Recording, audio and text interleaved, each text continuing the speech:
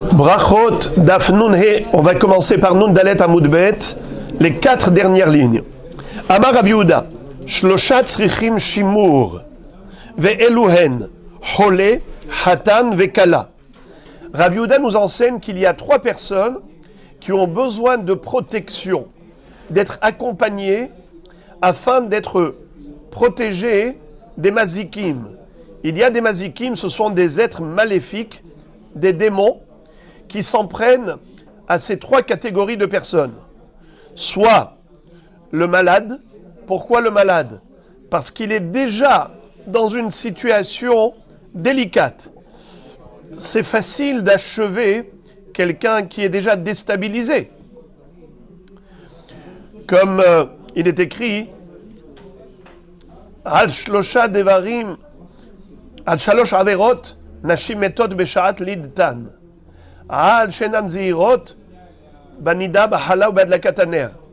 Ça veut dire que les femmes qui accouchent, si elles ont transgressé l'une des 3 avérotes, eh bien, elles sont en danger de mort au moment de l'accouchement. Et la question se pose, pourquoi spécialement au moment de l'accouchement? Si c'est à cause des avérotes, eh bien, la sanction elle peut tomber à n'importe quel moment. La réponse, c'est que puisqu'elle se trouve déjà dans une situation délicate, où elle a besoin d'être sauvée, délivrée. Là-haut dans le ciel, on dit, est-ce qu'elle le mérite d'être sauvée du danger?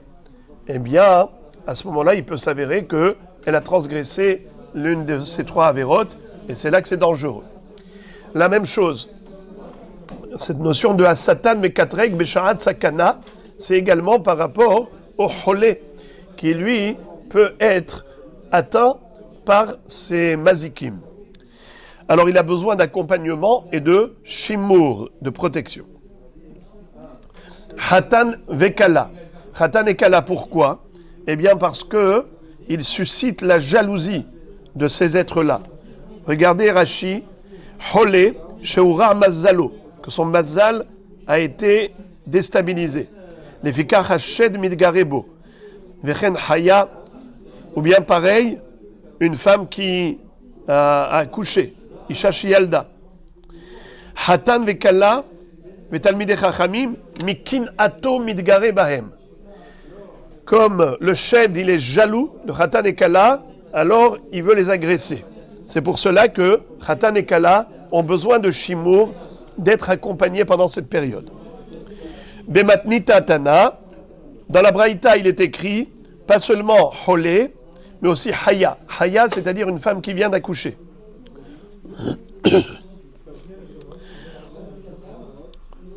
Hatan vekala. Veyesh omrim af avel. Il y a ceux qui disent aussi que le avel, l'endeuillé, aussi se trouve dans une situation délicate et donc il est faible, il est affaibli et ces êtres maléfiques s'attaquent aux êtres sans défense. Veyesh omrim af talmidei chachamim bal-laïla. Il y a ceux qui disent aussi les talmidei chachamim, parce qu'ils sont jaloux des talmidei chachamim lorsqu'ils étudient la Torah la nuit, eh bien, ils suscitent la jalousie de ces démons qui voient combien Akadosh Baruch Hu les apprécie et donc ils sont jaloux. Donc il faut shimur. Ve'amar Rav Yehuda, shlosha devarim ma'arichin yamav u'shnotav shel adam. Rav Yehuda nous dit qu'il y a 3 choses qui peuvent entraîner la longévité, une longue vie.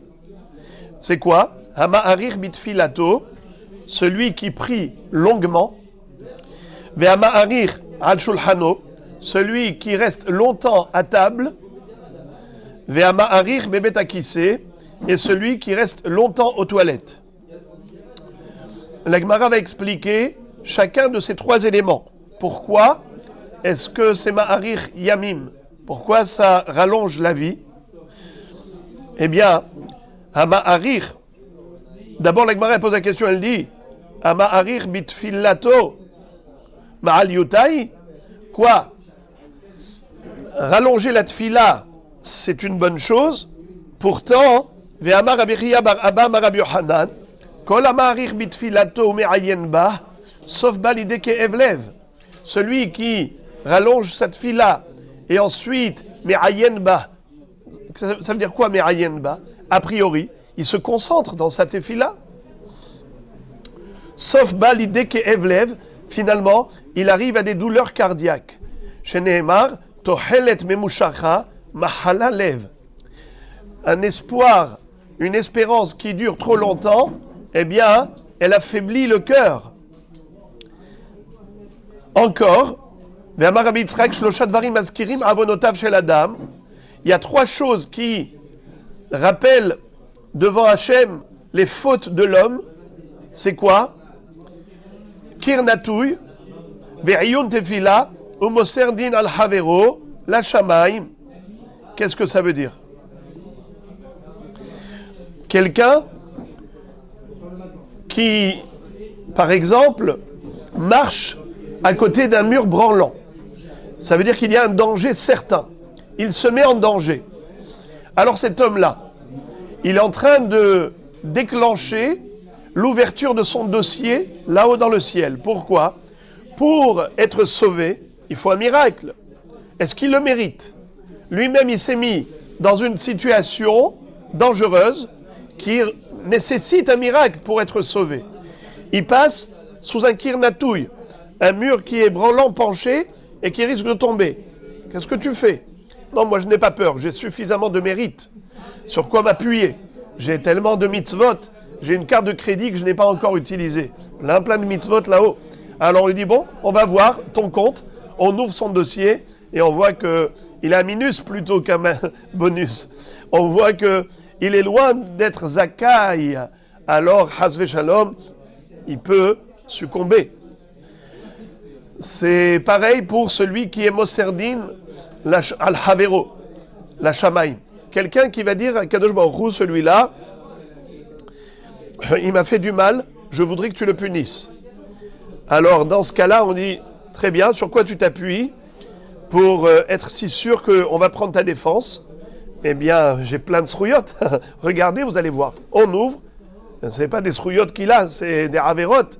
Alors maintenant, tu as voulu t'appuyer sur ton compte là-haut, sur ton trésor. On voit que c'est non seulement que c'est vide, mais en plus, c'est que tu as des dettes. Alors, dans ce cas-là, il est au contraire Mazkirin avonotav shel adam. Et la troisième chose, c'est Ayun Tefila. Alors, Ayun Tefila, si on traduit littéralement, ça veut dire quelqu'un qui se concentre dans sa Tefila. Alors, qu'est-ce que tu dis?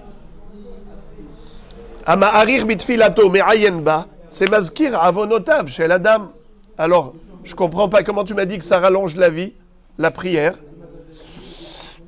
La Gemara dit la kashia, hade me'ayenba, hadelo me'ayenba. Qu'est-ce que ça veut dire? Me'ayenba, regardez le premier rachis de la page.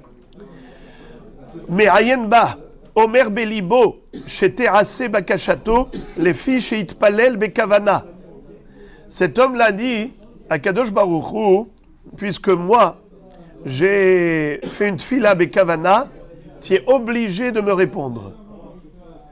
Alors celui-là, on lui dit, monsieur, tu peux arriver à des frustrations, à des déceptions, et Ke'evlev, carrément, c'est un espoir qui a avorté, une espérance qui a avorté, dans le sens où tu attendais, et finalement tu ne vois pas le bout du tunnel, tu ne vois pas la fin du problème, et tu te dis, mais c'est pas possible, à Kadosh Baruch Hu, tu es obligé de me répondre, tu ne vois pas la tfila que j'ai faite.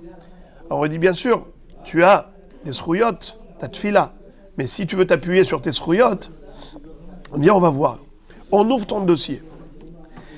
Alors, qu'est-ce qu'il faut dire à Kadosh Baruch Hu? Je ne mérite rien, je te demande gratuitement. Et donc, je n'attends pas que tu sois obligé de me répondre, parce que toi, tu as des calculs qui sont les tiens, qui sont beaucoup plus justes que les miens. Donc, de ce fait, quelqu'un qui est ma'arir bitfilato, comme dit la Gemara, vechi avid, comment il doit faire? Des mapish berahame. Il demande, il supplie, il prie, mais il n'attend rien. Il ne dit pas que je tu es obligé de me répondre parce que, voilà, moi je t'ai donné une tfila, toi tu es obligé de me donner une réponse à mes souhaits.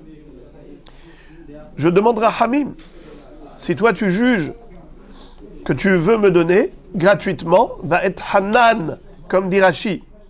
Afalpi sheyesh latzadikim nitlot bema'asehem atovim, enam mevakshim ela matnat hinam. Moshe Rabbeinu a dit à Baruch Hu, je demande que tu m'offres gratuitement, gracieusement, que tu me gratifies. Très bien. Alors, on a compris pourquoi rallonger la tefila, ça rallonge la vie. C'est parce que tu pries Hachem, tu te rattaches à lui, eh bien tu as confiance en lui, et c'est comme ça que tu obtiens, premièrement, une sérénité, c'est que tu ne te prends pas la tête, tu ne t'angoisses pas. Deuxièmement, c'est que, en effet, si tu as une confiance totale et parfaite en Hachem, eh bien, en effet, lui aussi va te répondre, comme il est écrit, Hachem tzilecha aliyad yeminecha. Hachem est ton ombre. Hachem agit comme l'ombre. Quand tu mets une main sous le soleil, tu as l'ombre d'une main. Tu mets un doigt, tu as l'ombre d'un doigt. Pareil, tu as une confiance que partielle en Akadosh Baruch Hu, protection partielle. Une confiance totale, une protection parfaite. Ve'amarich al shulchano, celui qui reste longtemps à table. Eh bien aussi, il aura arichut yamim. Pour quelle raison? Quelle est la raison pour laquelle il est bon de rester longtemps à table? Réponse, Dilma ate anya v'yahivle, car il pourrait y avoir un pauvre qui va venir et qui va solliciter le Baal Habayit en lui disant « j'ai faim ». Alors, si le Baal Habayit se trouve à l'extérieur, il n'a rien à lui donner. Mais s'il est à l'intérieur, devant sa table, et il a toutes sortes de plats, alors il dit au Ani, Baruch Abba, viens manger avec nous. Eh bien, Utzdaka, Tatsil, Mimavet. La tzedaka sauve de la mort. Nachon, juste comme ça, entre parenthèses, Mahatzit à shekel. On va donner Mahatzit à shekel. Nachon, Zecher le Mahatzit à shekel. Mahatzit, quelle est la lettre centrale? La lettre du milieu, Tzadik. Tzadik, c'est tzedaka. Quelles sont les lettres qui sont les plus proches du Tzadik dans le mot Mahatzit? Eh bien, hein? On a le Het et le Yud. Mahatzit. Le Het avant le Tzadik et le Yud après le Tzadik. C'est Hay. Quelles sont les lettres qui sont les plus éloignées du Tzadik? C'est le même au début et Tav à la fin. Met. Hay, Met. Tzedaka, Tatsil, Mimavet. Et d'ailleurs, le pasuk c'est Utzdaka, Tatsil, Mimavet. Quelle est la première lettre de Utzdaka? Vav. La première lettre de Tatsil, Tav. La première lettre de Mimavet, Mem. Mem, Vav, Tav, Mavet. Dans Mavet, on a l'antidote. C'est quoi? C'est la Tzedaka. Utzdaka, Tatsil, Mimavet. La Tzedaka sauve de la mort. Dirtiv hamizbeach etz shalosh amot gavoa, ortiv vaidaber elai ze hashulchan asher lifnei Hashem. Patar bemizbeach וסיים בשולחן, רבי יוחנן ורבי אלעזר דאמרי תרוויו, כל זמן שבית המקדש קיים, מזבח מכפר עליו, ועכשיו שולחנו של אדם מכפר עליו. Qu'est-ce que ça veut dire? Dans la prophétie de Yechezkel, on retrouve un descriptif du futur Beth Amikdash. Et là-bas, on nous parle du Mizbeach et on conclut avec le Shulchan en donnant les mesures du Mizbeach, comme on dit dans le pasuk, Ha-Mizbeach, Etz, Shalosh Amot Gavoa. Le Mizbeach, il était en bois, il avait 3 coudées de hauteur. Urtiv, Vaidaber Elai, Ze HaShulchan, Asher Lifnei Hashem. Voici voici la table qui était devant Hachem. Patar bemizbeach vesiyam eshulchan, c'est-à-dire, on a commencé avec le mot mizbeach et on a terminé avec le mot shulchan. Alors, de quoi on parle? On parle du mizbeach ou on parle du shulchan? Alors, Rabbi Yochanan et Rabbi Elazar expliquent que tant que le Beth Amikdash était construit, alors en effet, c'était le Misbéach qui était Mechaper. C'est-à-dire, c'était les corbanotes qu'on sacrifiait sur l'autel qui entraînaient l'expiation des fautes.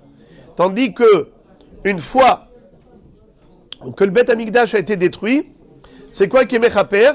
Zeh Shulchan Asher Lifnei Hashem. Shulchano shel Adam. Et pourquoi est-ce que la table de l'homme, elle est Mechaperet? Car en effet, grâce à la Tzedaka, eh bien, la personne obtiendra le pardon de ses fautes. Encore. Ve'amarir bebet akise. On avait dit que troisième élément qui rallonge la vie, c'est le fait de rester longtemps aux toilettes. Alors la Gemara pose la question, elle dit Ve'amarir bebet akise ma'al yutai. Est-ce que c'est quelque chose de bien de rester longtemps aux toilettes? Pourtant, il est écrit Ve'atania asara devarim mevi'im et adam lide tachtoniot. Il y a 10 choses qui peuvent causer des hémorroïdes. Haochel alekanim, celui qui mange les feuilles de roseau. Ale gefanim, des feuilles de vigne. Lulave gefanim, c'est comme des particules, comme des lianes qui poussent dans les vignes. Ou morige behema, toutes les parties de la bête qui ne sont pas lisses, que lorsque la personne mange et qu'elle avale ça, et qu'au moment de l'évacuation des déchets corporels, ça sort et ça frotte l'endroit au niveau de l'anus, c'est comme ça que ça peut causer des hémorroïdes. Parce que quand il mange ces feuilles de roseau, ces feuilles de vigne, ces loulave gefanim, eh bien, ça peut blesser en sortant au moment de l'évacuation des déchets corporels, ça peut blesser et causer des hémorroïdes. Eh bien, pareil, tout ce qui n'est pas lisse, comme par exemple, morige behema.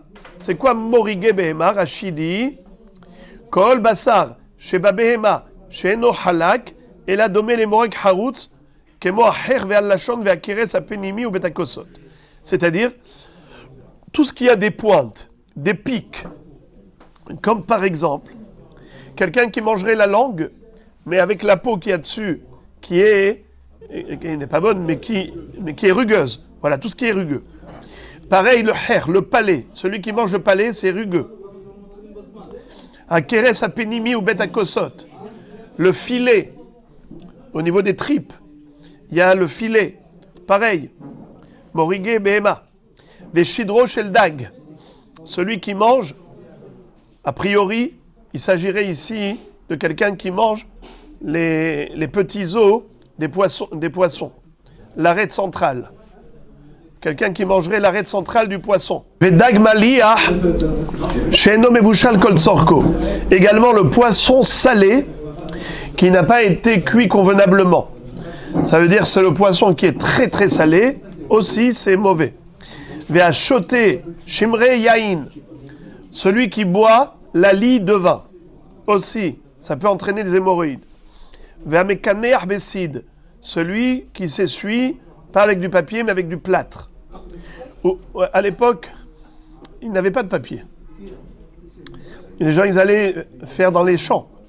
Et dans les champs, ils s'essuyaient avec les moyens du bord. Ou beharsit, c'est quoi beharsit? C'est des morceaux d'argile. Donc l'argile qui est aiguisée, qui est pointue, qui pourrait couper, c'est aussi dangereux. Faut pas s'essuyer avec, ça peut causer des hémorroïdes. Maintenant,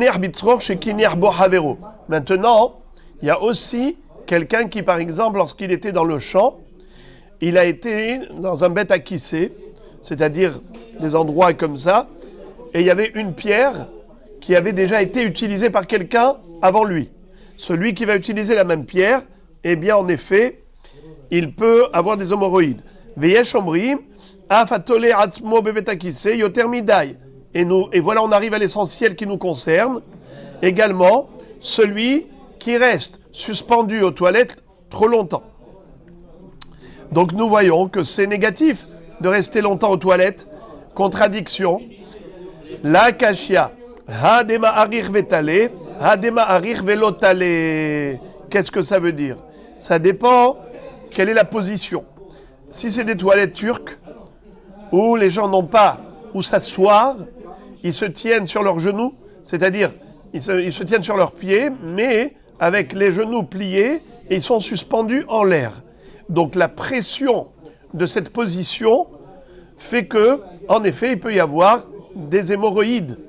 Mais quelqu'un qui a une cuve sur laquelle il s'assoit, donc à l'époque c'était avec des pierres, il construisait comme un genre de tabouret, c'est-à-dire de cuve avec des pierres carrées, et donc la personne s'asseyait dessus, comme des toilettes, comme une cheminée, et de ce fait, il n'était pas suspendu. Là, on dit que c'est bien de rester longtemps.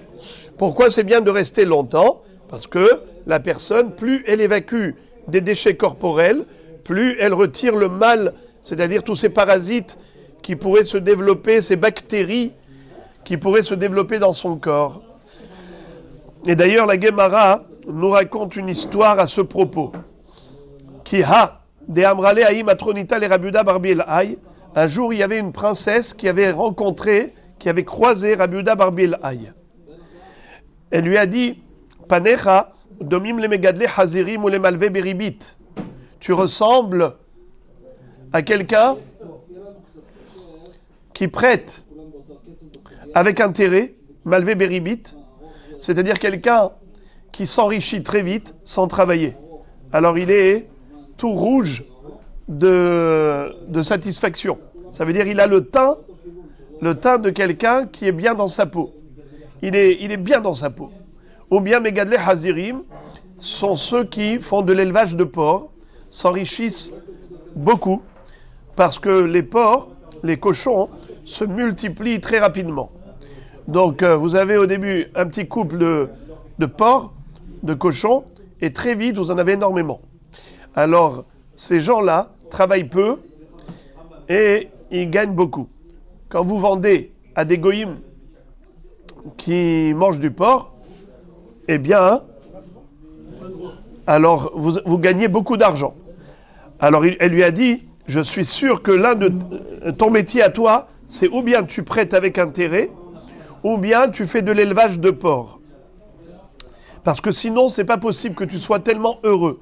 Tu as l'air d'être quelqu'un de très serein, d'être quelqu'un de très bien dans ta peau, très à l'aise. Et donc, certainement, c'est que tu gagnes beaucoup d'argent et très facilement, très vite. Et vous savez que Rabiuda Barbi el-Aï, comme par hasard, c'était l'homme le plus pauvre que l'on puisse imaginer.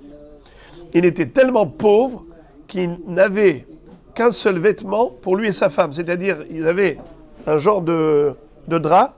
Si c'était lui qui sortait, alors c'est lui qui sortait. Si c'était elle, alors c'est elle qui sortait avec le drap. Et lui restait à l'intérieur de la maison, et donc il ne pouvait pas sortir.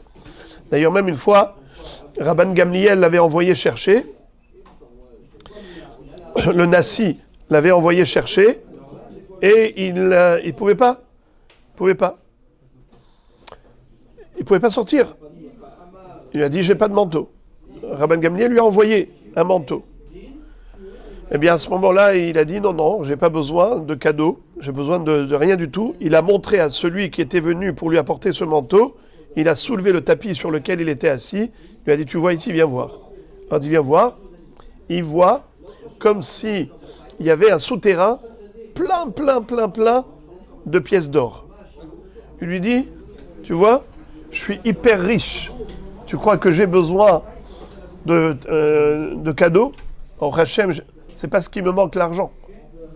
Alors en réalité, c'était rien de ça. C'était juste une vision pour lui montrer que lui, dans le Olam Haba, il a un trésor infini et donc il ne veut pas dans ce monde profiter. Et de ce fait, il refusait quoi que ce soit. C'était un choix de vie, de se suffire de très peu, de se contenter du minimum. Et il ne voulait surtout pas de cadeaux gratuitement. Alors, ici, la Gemara arrive donc à nous raconter une histoire d'un homme qui, malgré sa pauvreté, paraissait tellement heureux jusqu'à choqué la matronita. Elle lui dit, tu as l'air d'être un homme tellement bien dans sa peau, a priori, tu es un millionnaire et qui gagne de l'argent très facilement et très rapidement. Soit tu prêtes avec intérêt, malvé beribit, soit tu fais de l'élevage de porcs. Alors, qu'est-ce qu'il lui a répondu? Il lui a dit, comme par hasard, tu as cité 2 métiers qui sont interdits aux Juifs. Alors, il lui répond comme ça. Il lui dit, Amarla, Hemnuta, je te jure au nom de ma Emouna. Les Didi, Tarbaï Asiran, ces 2 métiers me sont interdits. Et là, si tu veux comprendre pourquoi j'ai un teint qui paraît agréable, c'est parce que je vais beaucoup aux toilettes. Et là, Esrim ve'arba'a betakissé, ikame ushpiza ilebe midrasha, dechiazil nabadik nanafsha bekulehu.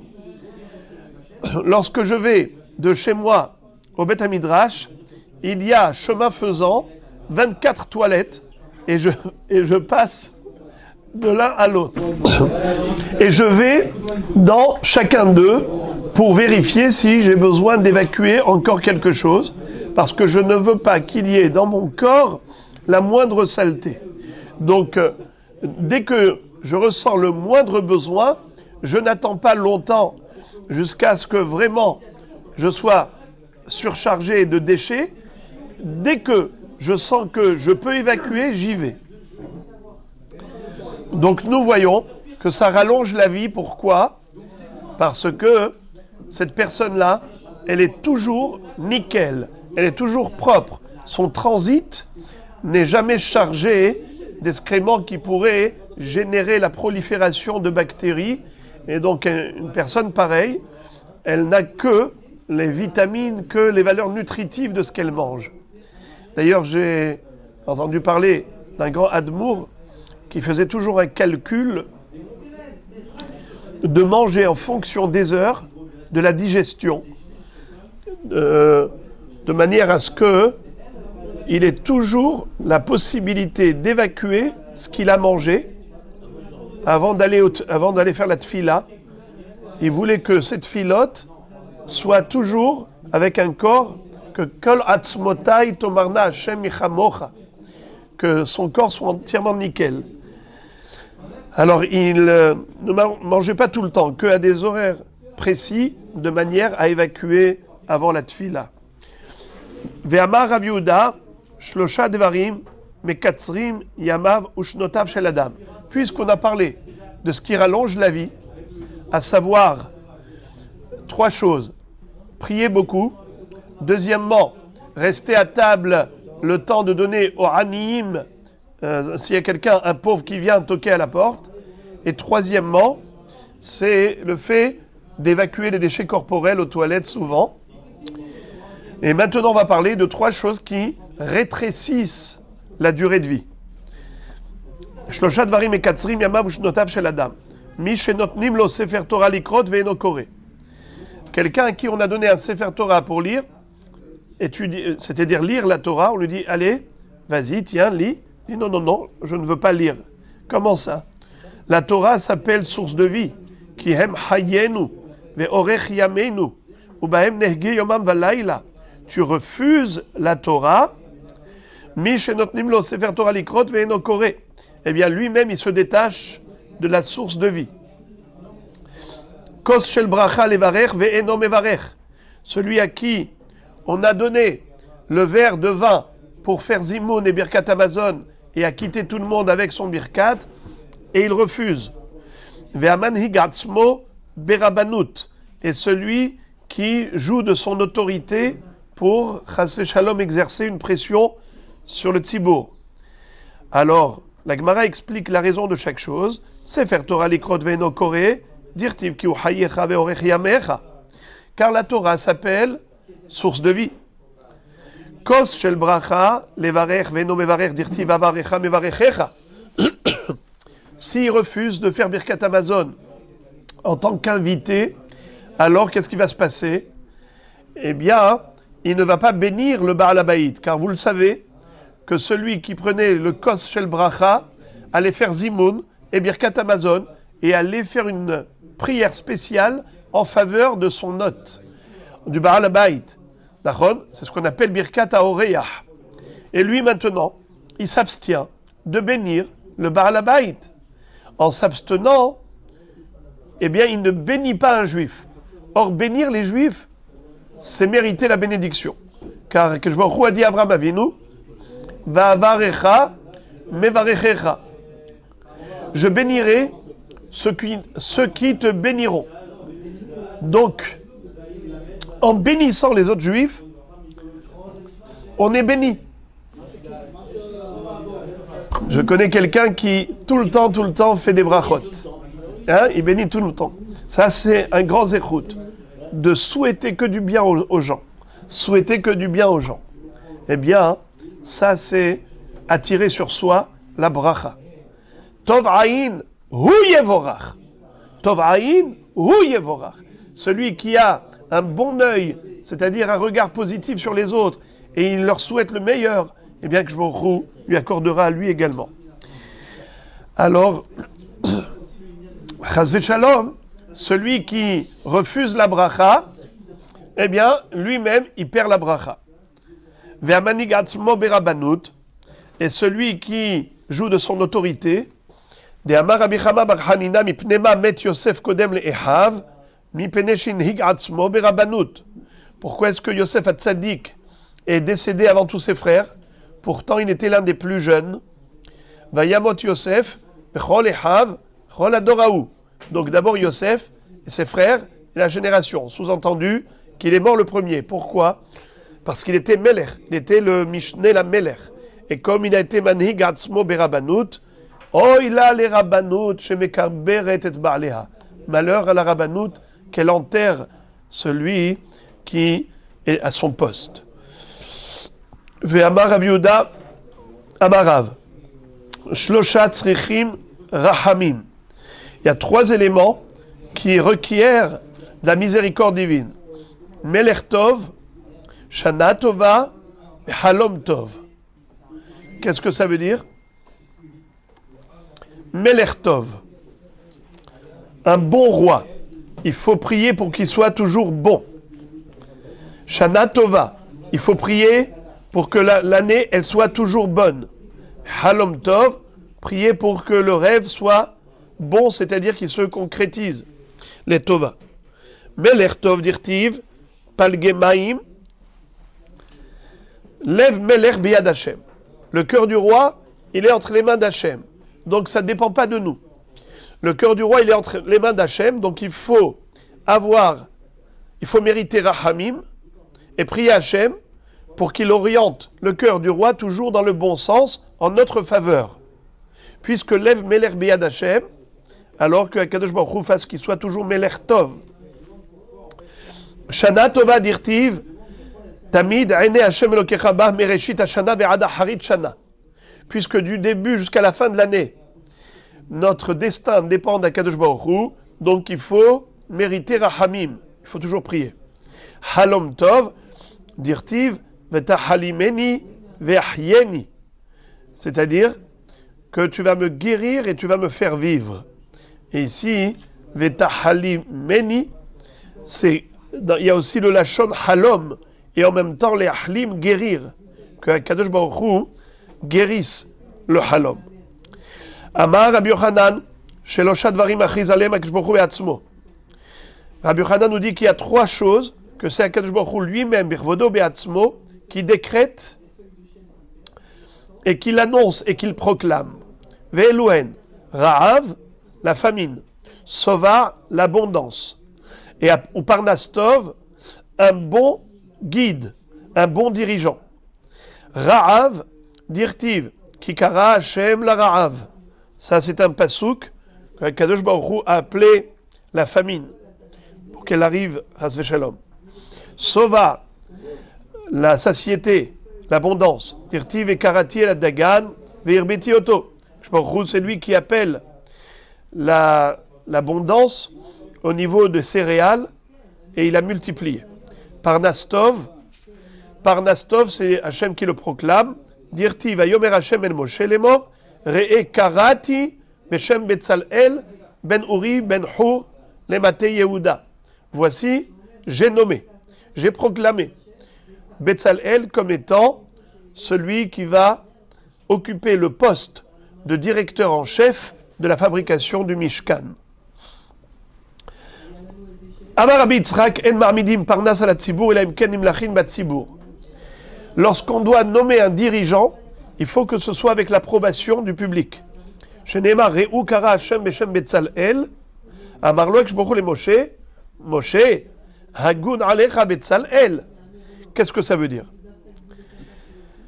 Quand Moshe Rabbeinu a dit au Bnei Israël, voyez-vous, Hashem a nommé Betzalel. Re'u. Pourquoi il leur dit Re'u? Il peut dire Kara Hashem Beshem Betzalel. C'est quoi Re'u? Re'u, c'est que Akadosh Baruch Hu a dit à Moshe Rabbeinu, moi, je souhaite nommer Betzalel comme directeur des travaux du Mishkan. Est-ce qu'il te plaît cet homme? Est-ce qu'il te convient? Qu'est-ce que Moshe Rabbeinu va répondre à Hashem? Amarlo, ribono shel olam, im lefanecha hagui lefanai l'chol sheken. Si à toi il te plaît, à moi il va pas me plaire. Amarlo afal piken lech emor lahem. Va le dire au Bnei Israël. Halach ve'amar lahem l'Israël. Hagun alechem Betzalel. Est-ce que Betzalel vous plaît? Est-ce que vous donnez votre approbation pour le nommer comme étant le responsable de la construction du Mishkan?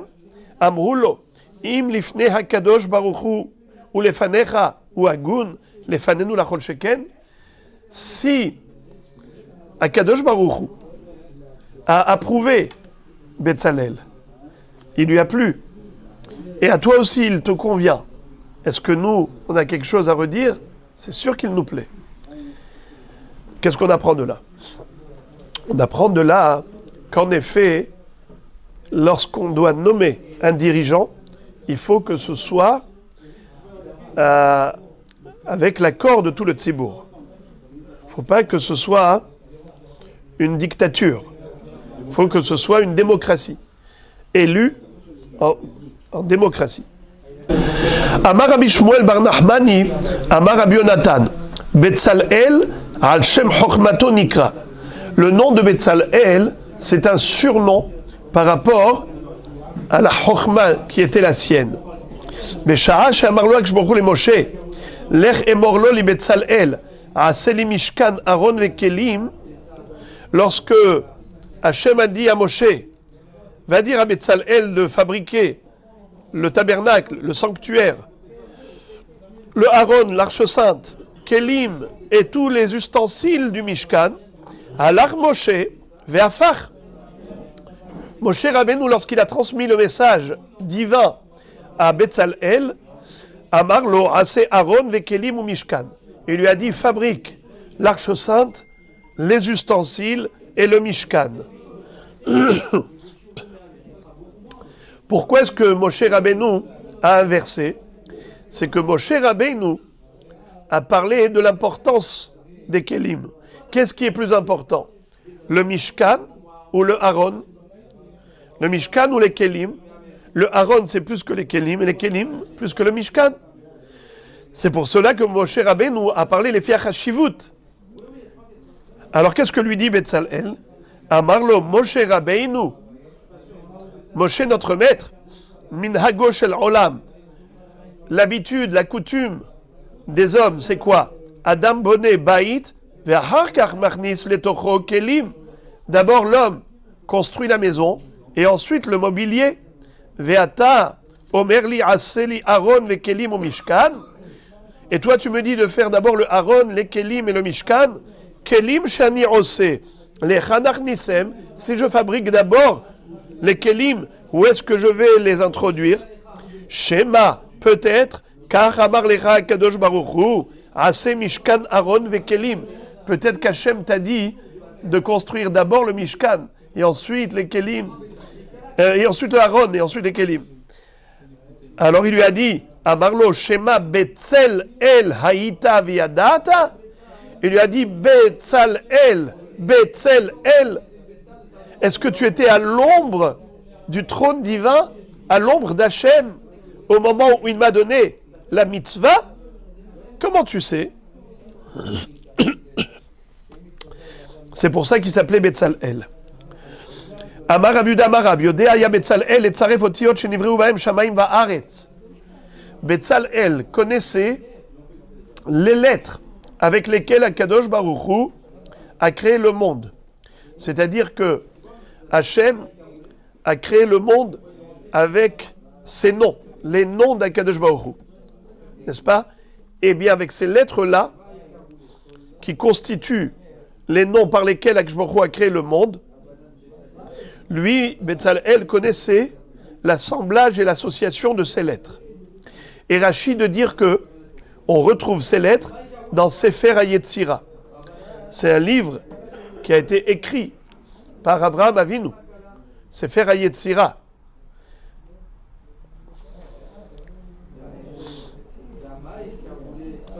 D'où on le sait, Ktiv achav ha'imale oto ruach Elokim bechokma ubidvuna ubeda'at. Akadosh Baruch Hu a rempli Betzalel d'un esprit de Chochma, de Tvuna et de Da'at. Chochma, c'est quoi? C'est le savoir. Tvuna, c'est l'intelligence, la déduction, Navon. Da'at, c'est la sagesse. Uktivatam, Hashem Chochma, Yasad Aretz, Konen Shamaim, Bitvuna. Uktiv, Beda'ato Teomot Nivka'u. On retrouve que dans la création du monde, ces trois termes ont été utilisés. Je répète, Hashem Bechochma Yasad Eretz. Dieu a fondé la terre avec la Chochma. Konen Shamaim Bitvuna. Le ciel avec l'intelligence. Ubeda'ato Tehomot Nivka'u. Et les abîmes, profonds des abîmes, jusqu'au profond des abîmes, ça a été créé Beda'at.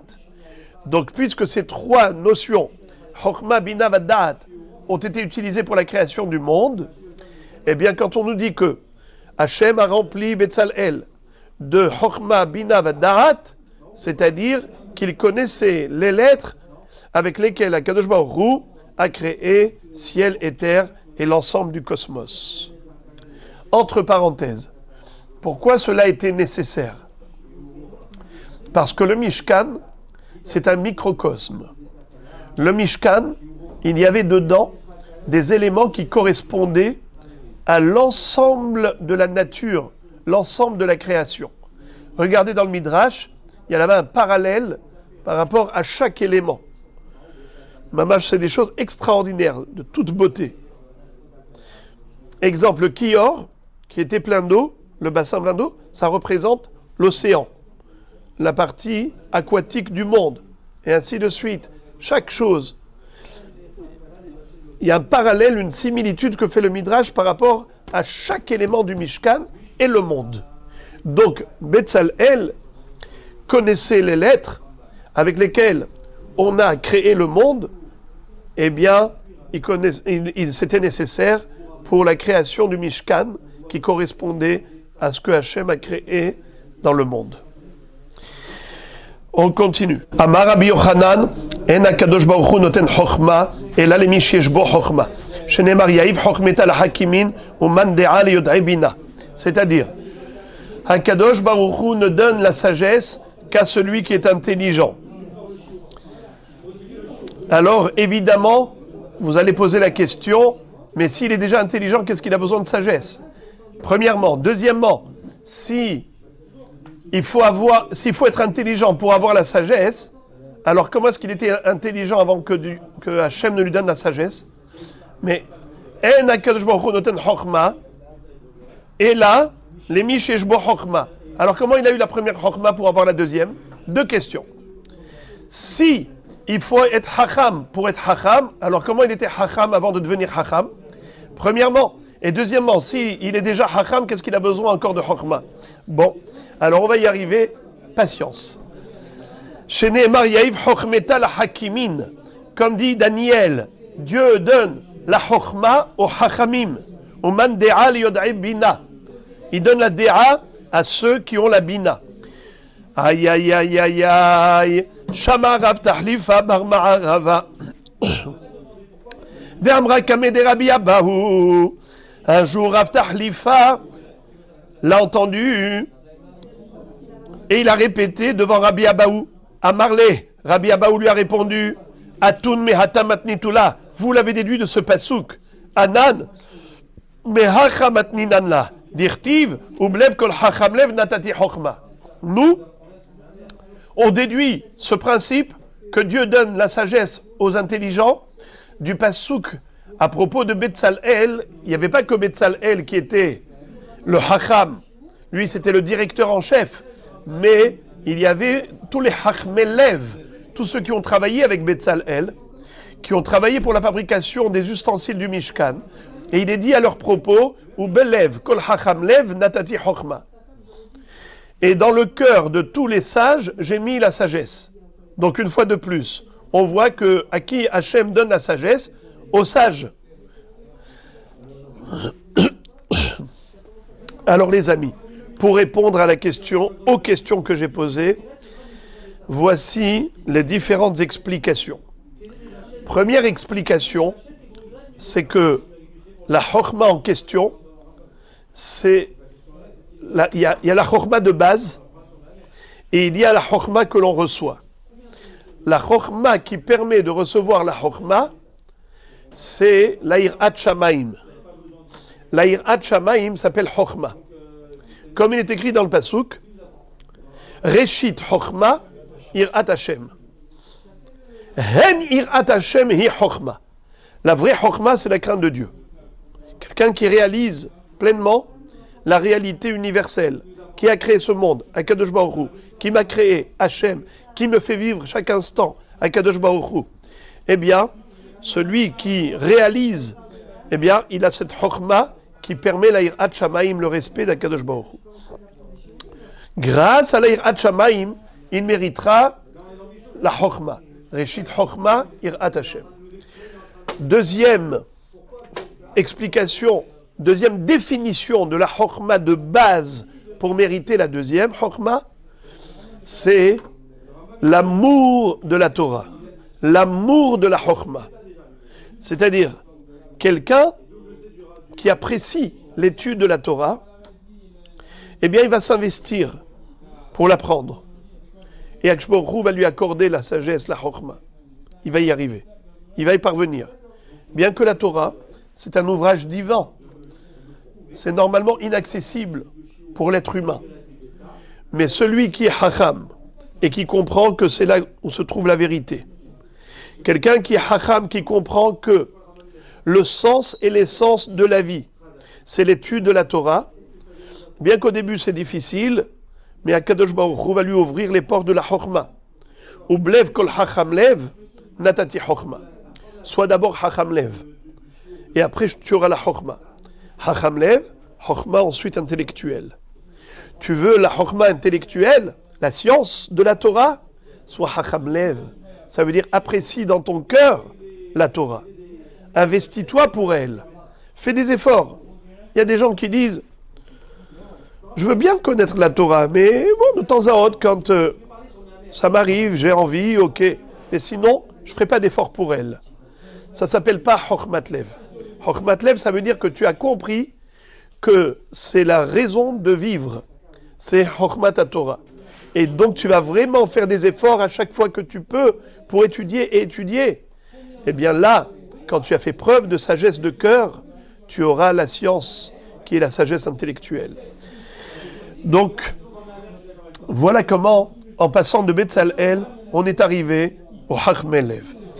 Et maintenant, la Gemara va nous parler du Halom. Vous vous rappelez que on avait dit Shlosha Tzrichim Rahamim, Melech Tov, Shana Tova et Halom Tov.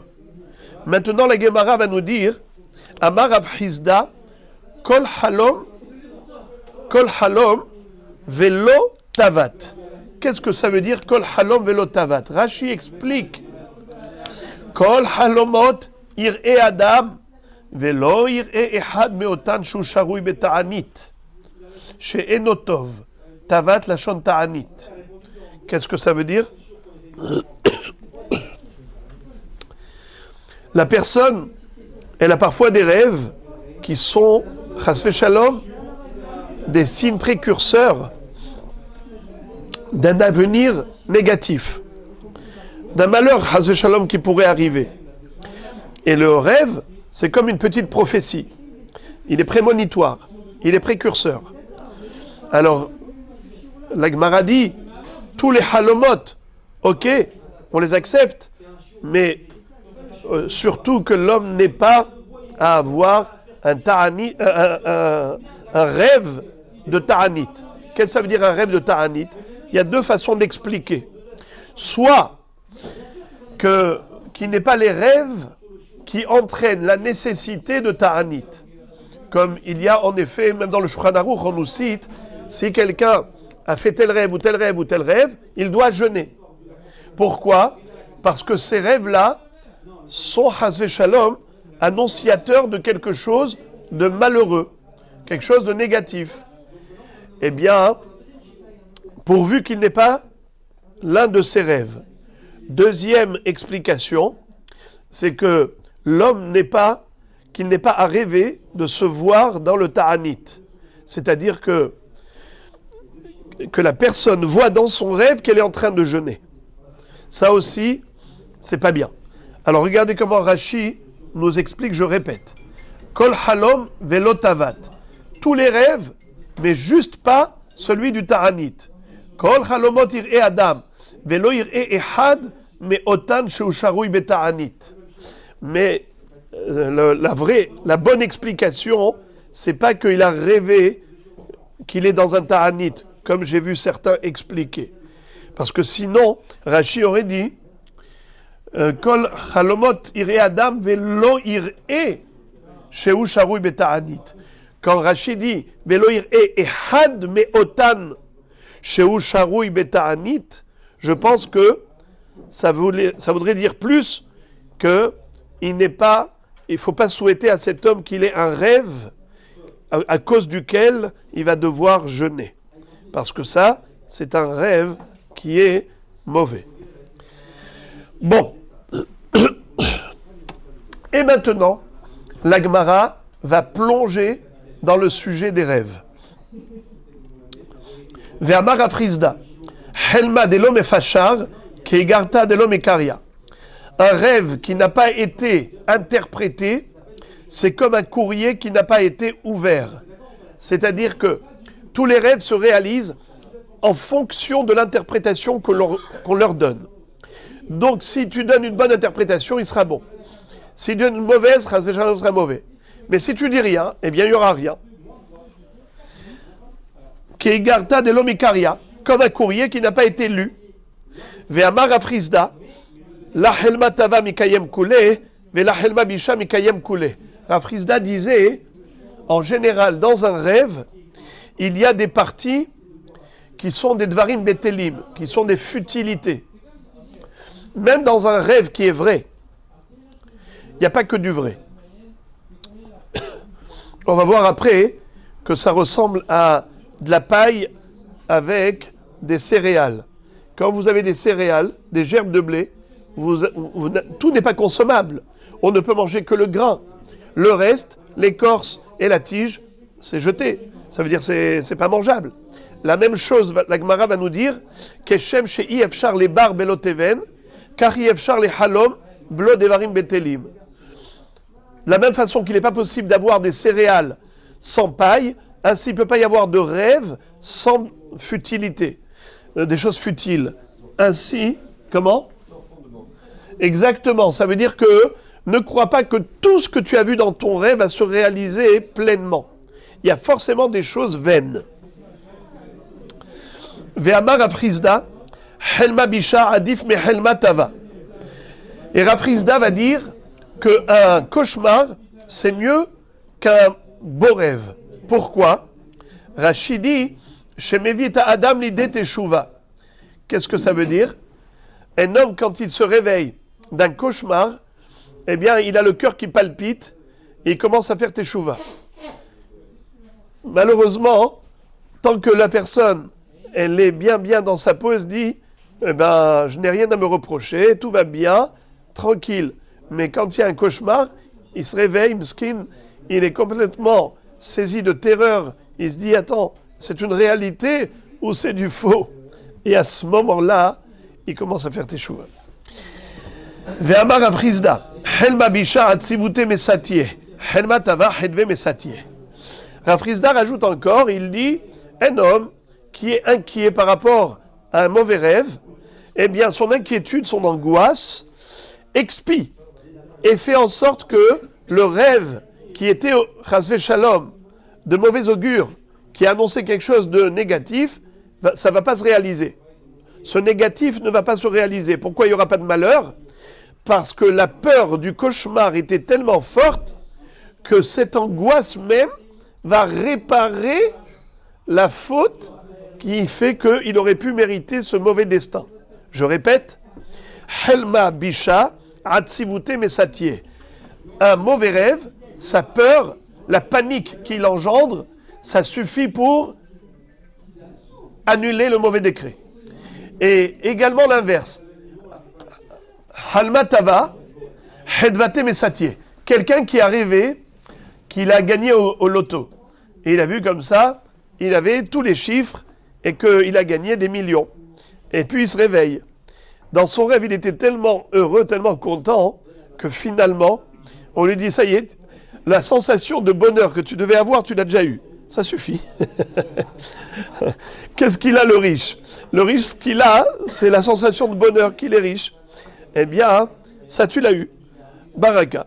Eh bien, de la même façon que l'angoisse qu'engendre le cauchemar, ça répare et c'est mechaper sur la gzera ra'a, et qu'elle ne va pas se réaliser, cette gzera, ainsi, la sensation de bonheur qu'engendre un beau rêve fait que le beau rêve il va pas se réaliser parce qu'il a déjà consommé le bonheur.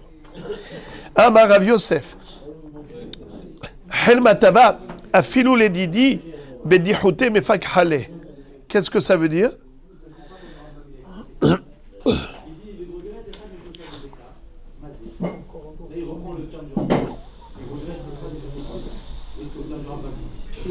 Rav Yosef était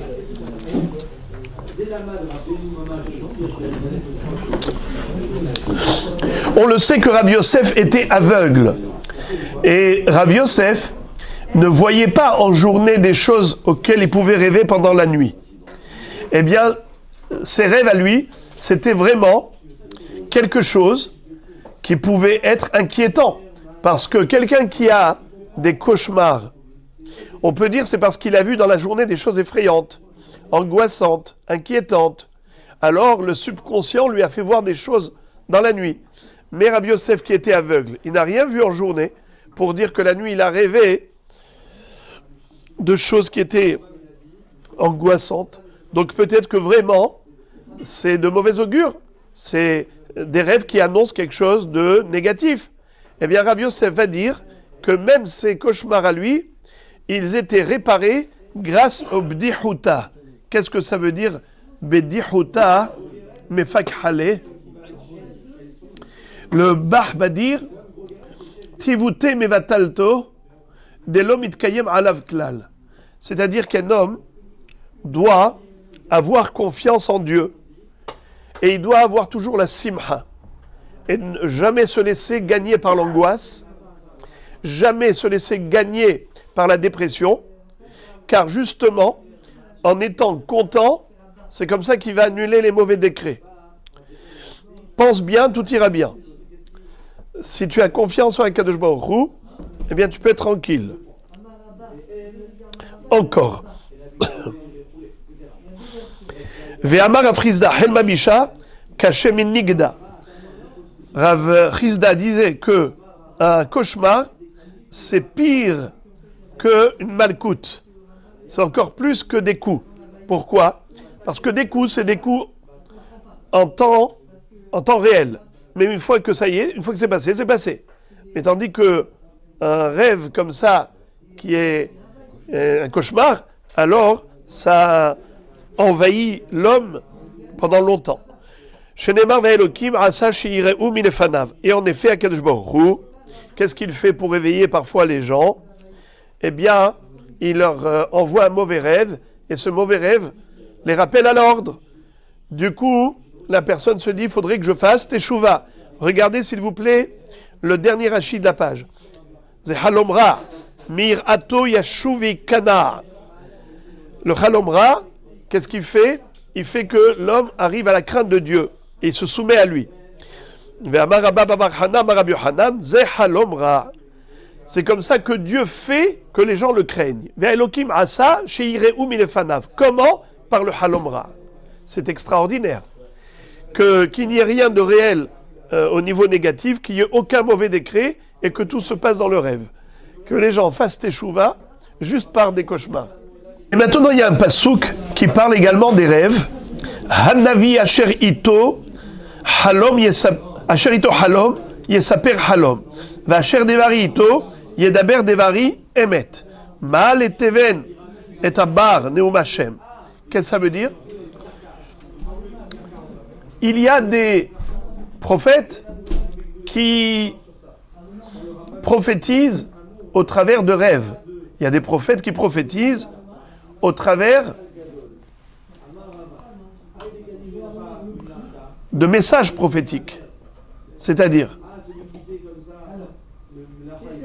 soit ce sont des paroles que le Navi transmet, les paroles qu'il a entendues, il les retransmet, soit c'était des rêves au travers desquels Hachem lui est apparu et lui a donné un message à transmettre. Je répète, Hanavi asherito halom, yesaper halom, va'asher devari ito, yedaber devari emet. Maintenant, malateven et abar neum Hashem. Qu'est-ce que vient faire la paille avec les céréales? Alors la Gemara demande, vechima inyan bar veteven etzel halom. Tu m'as parlé de halom et tu m'as parlé de paille et de blé. Et là, Rabbi Yochanan mishum Rabbi Shimon bar Yochai, keshem sheyefshar le bar beloteven, kach yefshar le halom lo dvarim betelim. De la même façon qu'il n'est pas possible que dans la récolte de céréales, il n'y ait que des grains de blé qui sont prêts à consommer, sans écorce, il y a toujours de la paille. Ainsi, les rêves sont toujours accompagnés de futilité, même si il y a dedans des messages vrais. Le rêve ne peut pas s'accomplir à 100%. Même si tu vas me dire qu'à 90% du rêve, c'était un message prophétique, mais il y a quand même 10% de shtouyot. Amar Rabbi Berechia, Halom, Afalpi shemiktsato mitkayem, kulo eno mitkayem. Rabbi Berechia nous dit ce qu'on vient de dire, mais dans d'autres termes.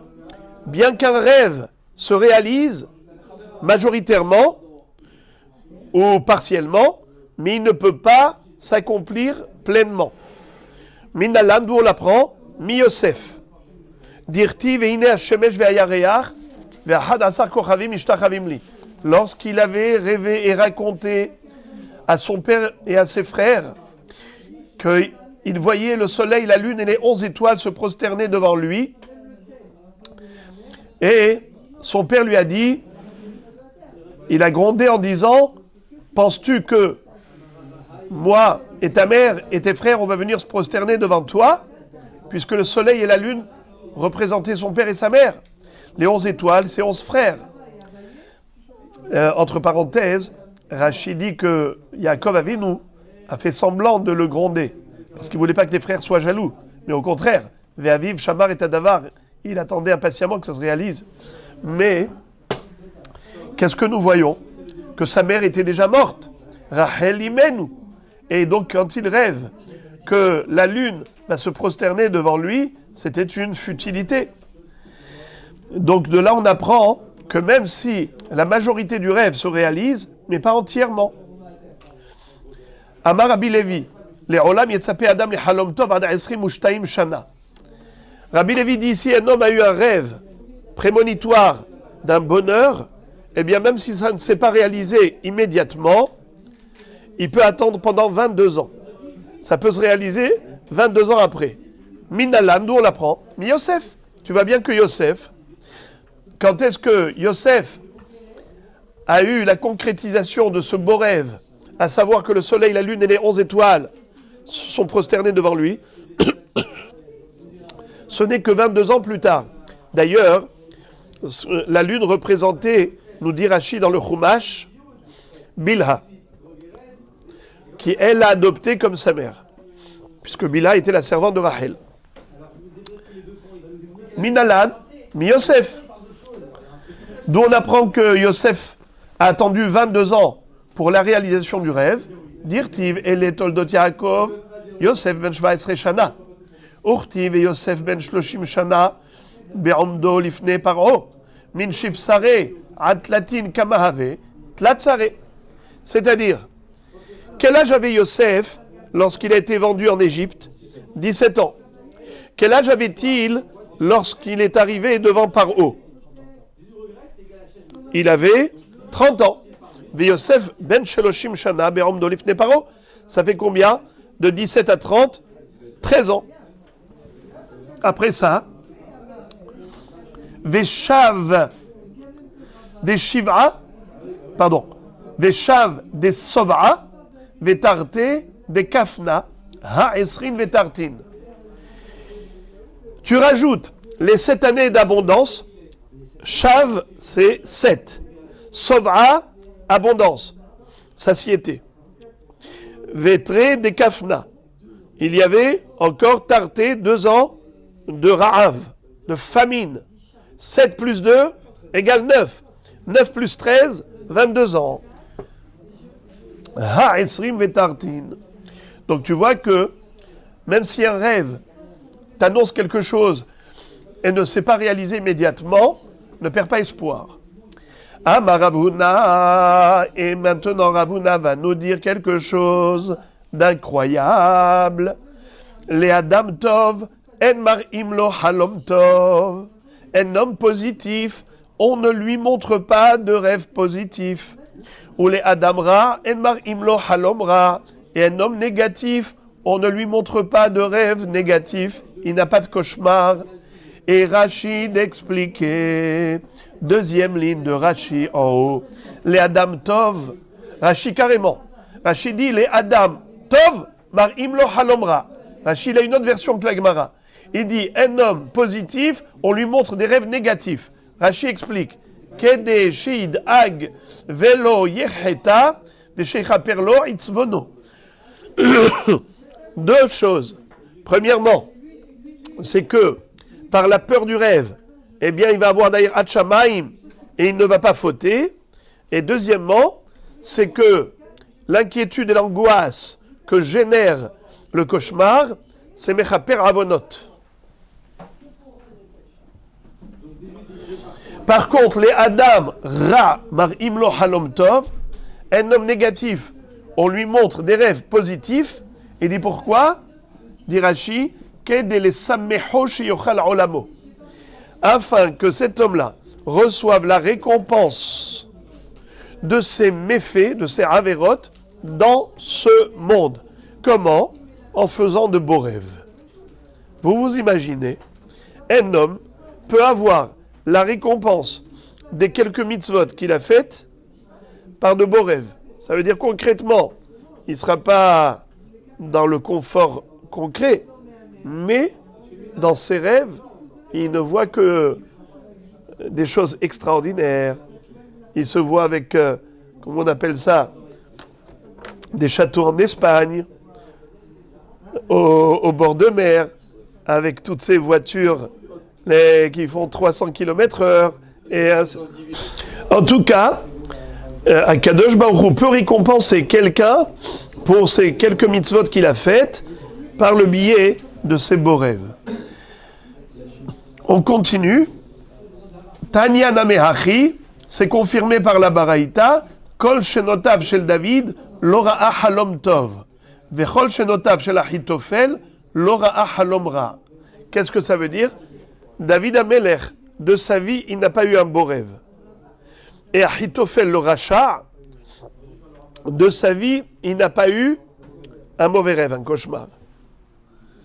La Gemara demande ve'active, loteune elecha ra'a, ve'amara frizda, amara birmiya baraba, שלא יבהילוך לא חלומות רעים, ולא הרהורים רעים, ונגע לא יקרב באהליך, שלא תמצא אשתך ספק נידה בשעה שאתה בא מן הדרך.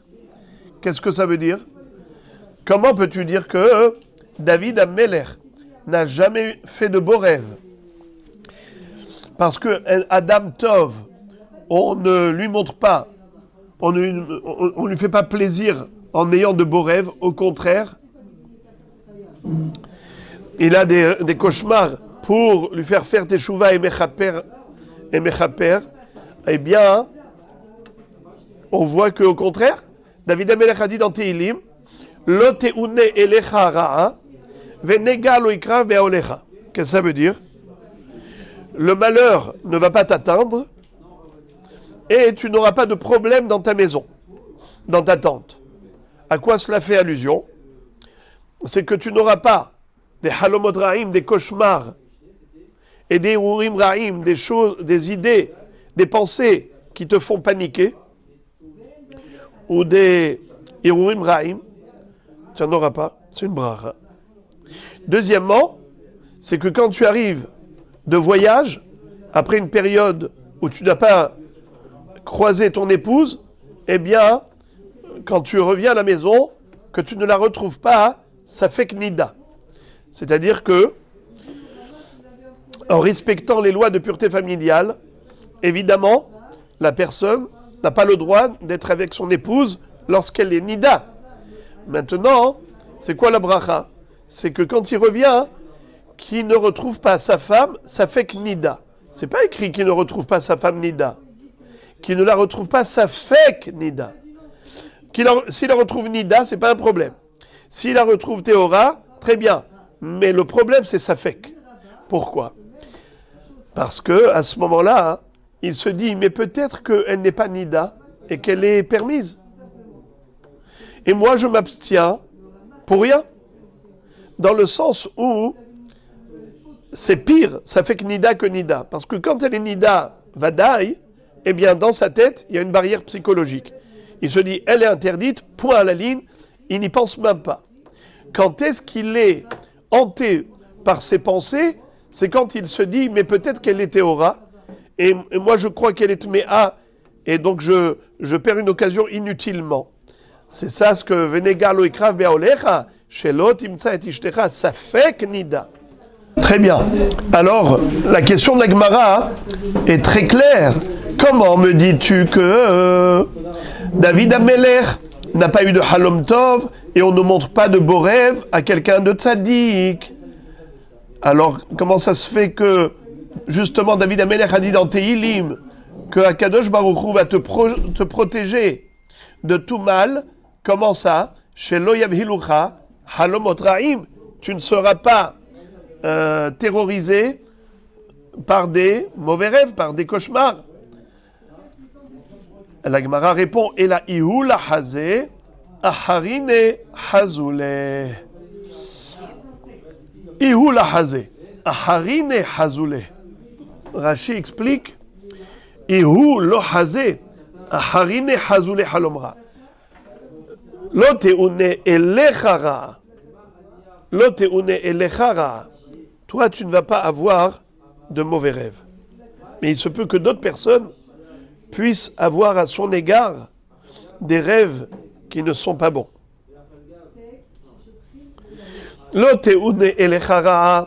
En effet, le tzaddik ne va pas avoir de cauchemar.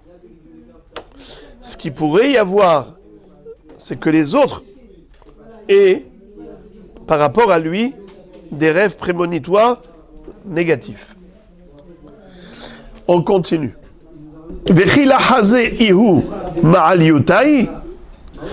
Et lorsque la personne elle-même n'a pas eu de mauvais rêves, ça veut dire qu'elle n'a eu aucun rêve, ni bon ni mauvais. Ve'amar Rabbi Zera, kol alan shiv'a yamim belo halom, nikra ra, shene'emar ve'saveya yalin bali paked, ra, antikre saveya ela sheva. Qu'est-ce que ça veut dire? Il y a justement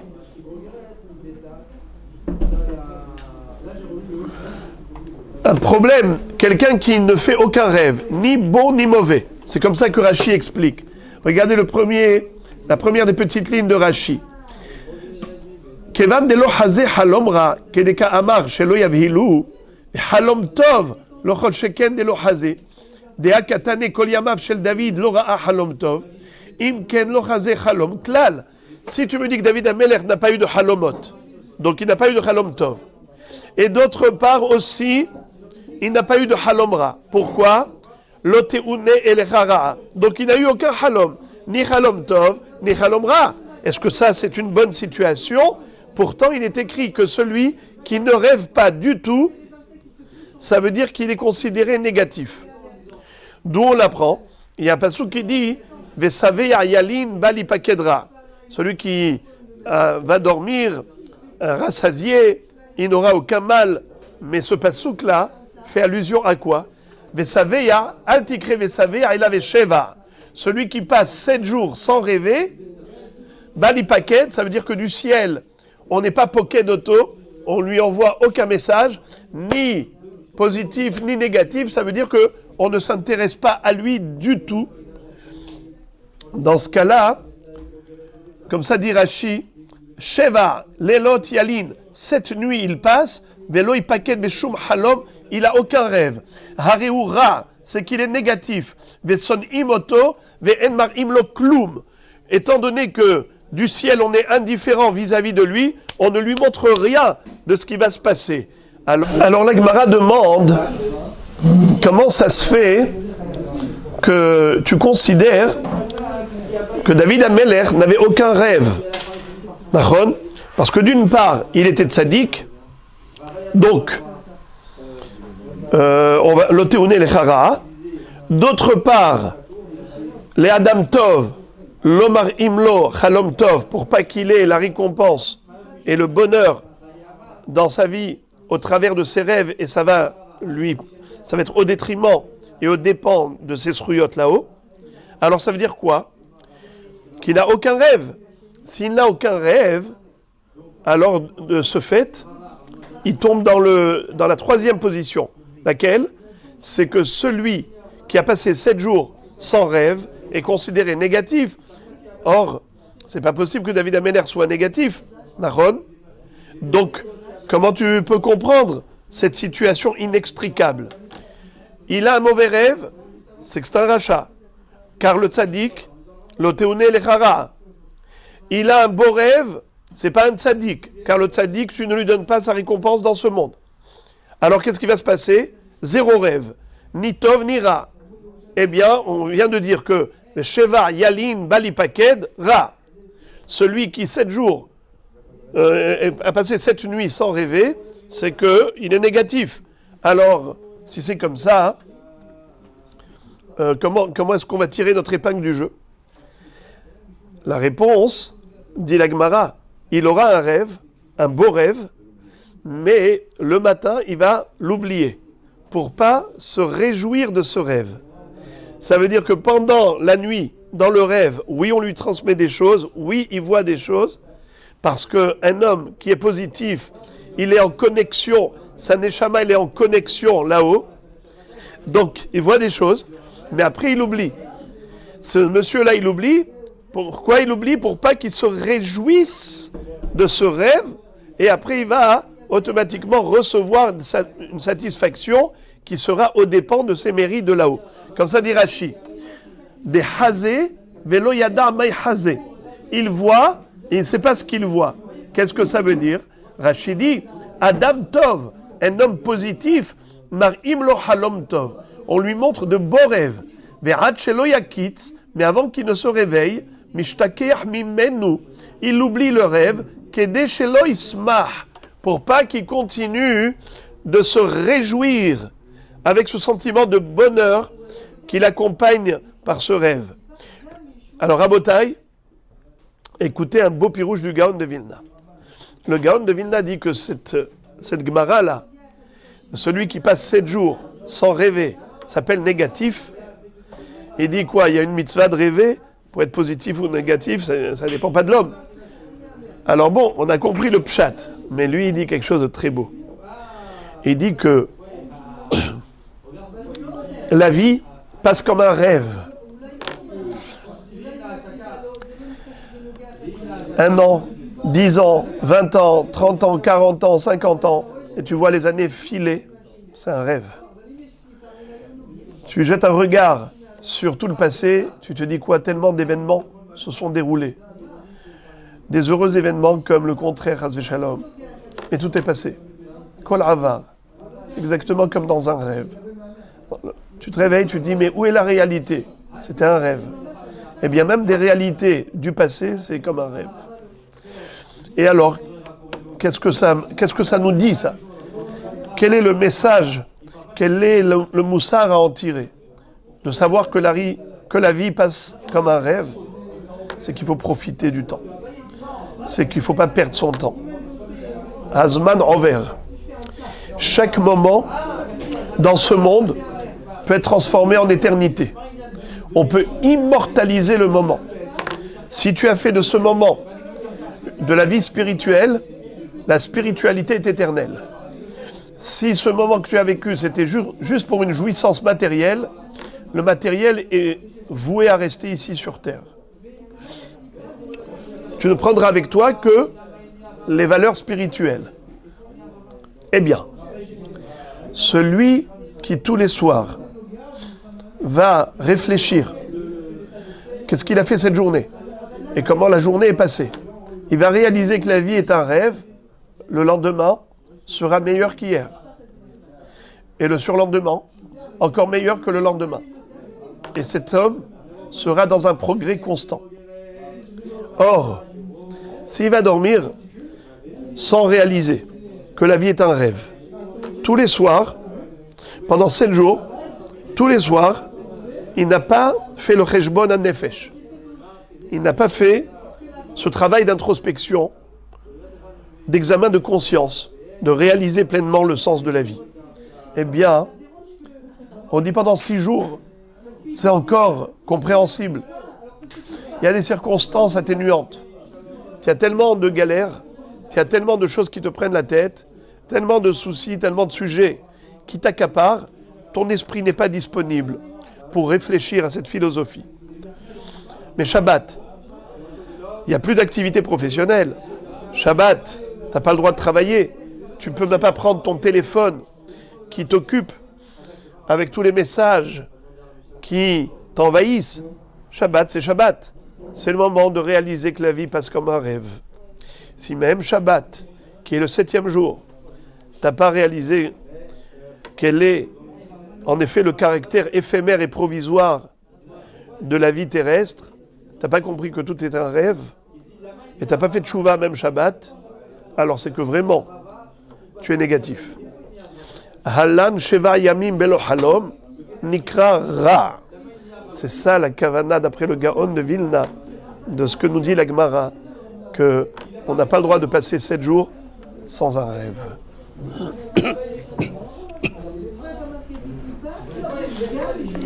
Amar Avuna bar Ami, Amar Abi Pedat, Amar Abi Yochanan. Haroe halom venafsho aguma, yelech veifterenu bifnei shlosha. Un homme qui a eu un rêve, un cauchemar, et il a de l'angoisse, qu'il aille devant 3 personnes et qu'il l'interprète devant eux. Ifterenu. Ah bon? Ve'amar aprisda helma de l'homme efachar kigarta de l'homme ekaria. C'est que ça veut dire, mais il vaut mieux ne pas l'interpréter négativement, car tant qu'on n'a pas interprété, c'est comme un courrier qui est encore fermé. Alors, il faut le bonifier devant 3 personnes. Laïté Tlata, qu'il réunisse 3 personnes sympathiques qui ont pour lui de la sympathie, Velimaleu, et qui leur disent Helma Tava Hazai, j'ai vu un très beau rêve, alors que c'est un cauchemar. Velim Roule Hanach, et que les autres répondent Tavahu ve Tava Lehve, c'est un beau rêve, il sera beau, il sera bien. Rahamana li Shavier les Tav, que Dieu le réalise que pour le bien. Sheva Zimnin Nixero Alach min Shemaya de Lehve Tava ve Yehve Tava. Alors, il y a ceux qui disent qu'il faut qu'ils répètent 7 fois cette chose-là, ou bien qu'eux diront que du ciel, on décrète en ta faveur 7 fois le bonheur. Et il deviendra bon. Velimru shalosh afuchot, veshalosh peduyot, veshalosh shelomot.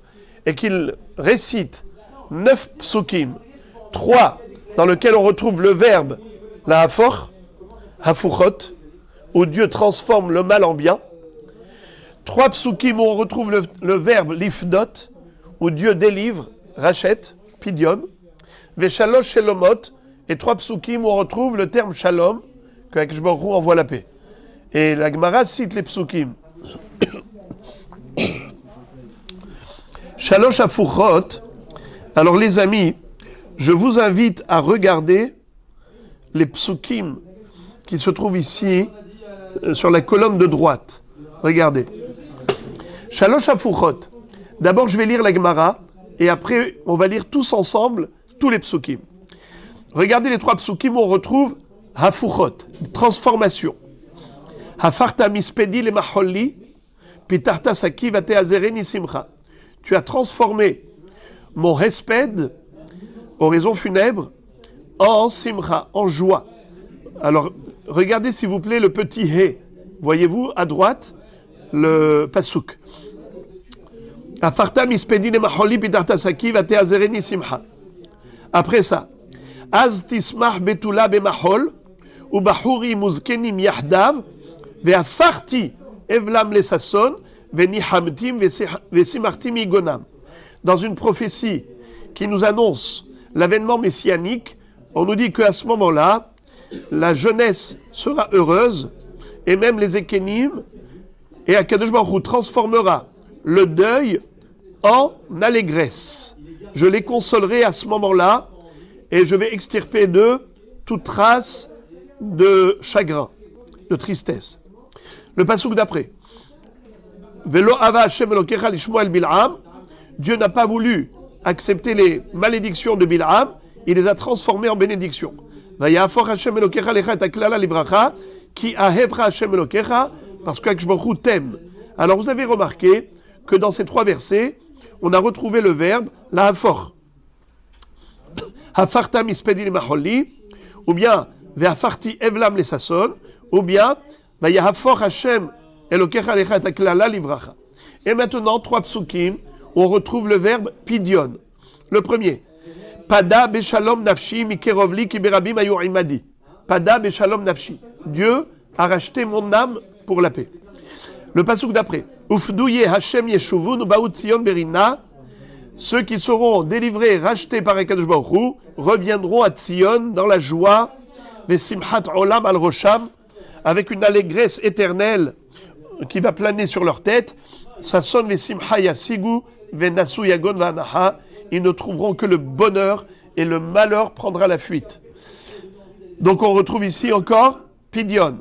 Et encore un 3e passouk avec Pidion. Vayomer ha'am el Shaul, Hayonatan yamut, Asher asa yishu'a gdola azot b'Yisrael, Halila, Hay Hashem, imipol mise'arat rosho arza, ki im Elohim asa hayom hazeh. Vaifdu ha'am et Yonatan velo met. Donc Pidion.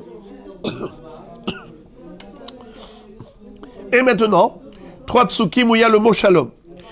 Boreniv sefataim, shalom shalom, la rachok ve la karov amar Hashem urfativ. Encore un pasuk avec shalom.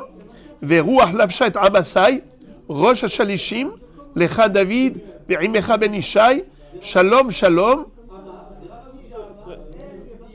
shalom shalom lecha, ve shalom le'ozrecha, ki azarecha elokecha, Vaikabelem David, Vaitenem beraché hagdoud. Encore un passouk de shalom, Vamartem kolechai, Veata shalom, ou betra shalom, Vechol asher lecha shalom. Donc vous avez vu, on a ici 9 psukim qui vont être récités par ces 3 hommes qui vont bonifier et réparer le mauvais rêve. Le rêve de mauvais augure qui est Chas v'shalom, un signe prémonitoire d'un mauvais décret, ils vont l'annuler avec Atavat Halom. Très bien. La Gemara maintenant raconte une histoire. toujours à propos des rêves. Amimar ou Morzoutra Veravashi, Havu Yatve Baade Adade.